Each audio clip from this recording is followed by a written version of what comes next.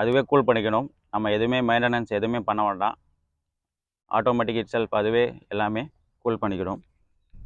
வண்டியோட maximum power பார்த்தோம்னா 132 PHP வருது.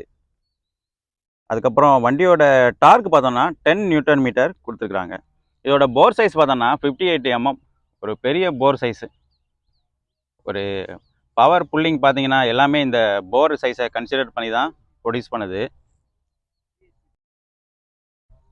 வண்டியோட போர் சைஸு, அதாவது இன்ஜினோட போர் சைஸ் பார்த்தோம்னா 58 mm கொடுத்துருக்காங்க. இப்போ வர ஆக்டிவாலெலாம் பார்த்தீங்கன்னா 53 mm கொடுக்குறாங்க. நீங்களே பார்த்துருப்பீங்க, அதுக்கும் இதுக்கும் பர்ஃபார்மன்ஸ் பார்த்தீங்கன்னா ரொம்ப கம்மியாக இருக்கும். என்ன ரீசன் பார்த்தீங்கன்னா அது வந்து 4 ஸ்ட்ரோக், இது வந்து 2 ஸ்ட்ரோக்கு. 2 ஸ்ட்ரோக்குக்கு இந்த 58 mmங்கிறது ஒரு அதிகமான போர் சைஸ் தான். பர்ஃபார்மன்ஸுக்காண்டி இந்த வண்டியை லான்ச் பண்ணியிருக்காங்க. இந்த வண்டியோட மைலேஜ் பார்த்தோன்னா Yamaha கிளைம் பண்ணுற பார்த்தீங்கன்னா 35 பண்ணுறாங்க.